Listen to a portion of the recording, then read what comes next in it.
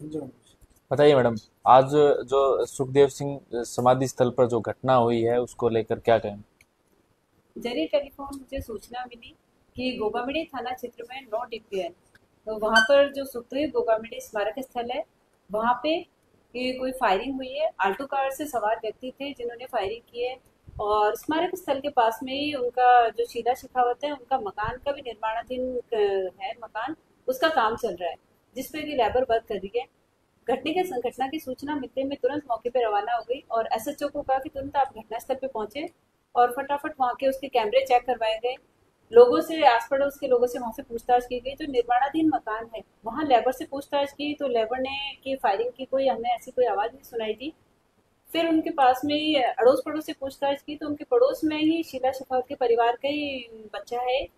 तो उसका दोस्त था, वो के शंटी शेखावत, उसने कहा कि मैं वहाँ पे टंकी पे पानी पी रहा था और यहाँ पे इस तरह से एक व्हाइट कलर की ऑल्टो कार गुजरी है जिसमें 3 व्यक्ति सवार थे और उनके हाथ में पिस्टल थी। पीछे वाले व्यक्ति ने पिस्टल आगे की तरफ दी और उसने कॉक करने के बाद में पिस्टल को ड्राइवर को दी। ड्राइवर ने बाहर की तरफ हाथ निकाल के और स्मारक की तरफ उसने फायरिंग करने की कोशिश की, बट वो उस पर रोक लगी और फायरिंग नहीं हुई। तो इस पे हमने सूचना पे हमने उस बच्चे को साथ में लेके, जिसने हमें सूचना दी, उस लड़के को साथ में लेके सारे हमने कैमरे चेक करवाए हैं। और अभी भी उसको जो भी संभावित स्थल है कि जहाँ जहाँ से गाड़ी जा सकती है वो दिखा रहे हैं हम उसके सारे। और एफएसएल टीम को हमने सूचना दे दी है, एफएसएल टीम पहुंचने वाली है और इसमें जांच जारी है। जो भी स्थिति रहती है कि वास्तव में अगर यहाँ पे इस तरह की अगर कोई फायरिंग की घटना हुई है तो उसको देख के और उसके अनुसार कार्रवाई की जाए।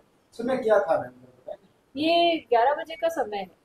10:58 पे उस लड़के ने अपने दोस्त को फोन किया और उसके 2 मिनट बाद की घटना बता रहा है। इसका मतलब वो सही 11 बजे की घटना है।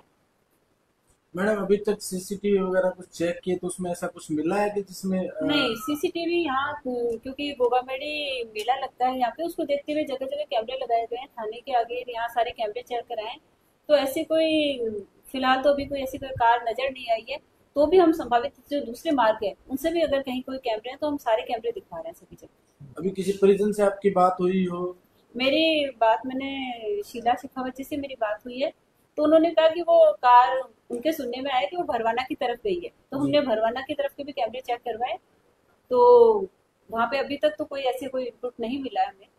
हम्म, तो मतलब अभी उस गाड़ी को ढूंढा जा रहा है मतलब। हाँ, गाड़ी को ढूंढा जा रहा है कि अगर यहाँ से अगर कोई गाड़ी गुजरी है तो कोई किसी ने व्यक्ति ने देखा हो या कोई कैमरे में रिकॉर्डिंग है तो उसको दिखाया जा रहा हम्म, मैम अभी गोगामेडी मेला भी शुरू होने वाला है और ऐसे में पुलिस के सामने बहुत बड़े चैलेंज रहेंगे क्योंकि उत्तर प्रदेश से हरियाणा से भक्त आएंगे और अलग अलग अपराधी किस्म के लोग भी इस क्षेत्र में आएंगे। तो ऐसे में बहुत बड़ा चैलेंज पुलिस के सामने रहेगा, तो कैसे तैयार है पुलिस उसके लिए। है। बिल्कुल। ये क्योंकि हरियाणा से लगता हुआ इलाका होने की वजह से इसमें संभावित घटनाओं से कोई इनकार नहीं किया जा सकता। उसको देखते हुए कलेक्टर साहब, एसपी साहब सबने मीटिंग भी ली है और समय समय पर इसकी मीटिंग लेके पूरी कार्य योजना बनाई जाती है।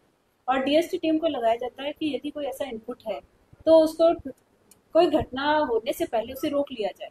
तो उसका, और एसएचओ गोगामेडी है, इनको भी कह रखा है कि आप अपने इलाके में सब में संपर्क में रहें। मैं भी स्वयं भी संपर्क में हूँ कि यदि कोई किसी भी तरह का इनपुट मिलता है, क्योंकि पूर्व में भी पिछले साल मेला था, मेले के दौरान एक हत्या हो गई थी।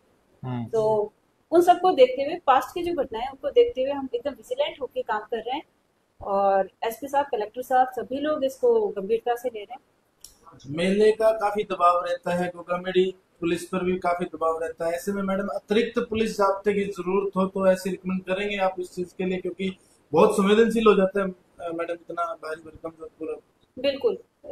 लगभग 3-4 लाख लोगों की यहाँ पे भक्तों की आवाजाही रहती है घटनास्थल पे, अपने गोगामेड़ी मेले में। तो गोगामेड़ी मेले में इसको देखते हुए हमेशा अतिरिक्त जाब्ता मंगवाया जाता है। साथ में ही इसमें डीएसटी और हमारी जो साइबर टीम है वो भी सक्रिय रहती है। डीएसटी से जो भी कहीं कोई इनपुट है तो वो लिया जाता है। और एक रेलवे स्टेशन की बात हम रख रहे थे, क्योंकि आदर्श रेलवे स्टेशन बन गया है गोगामेडी का।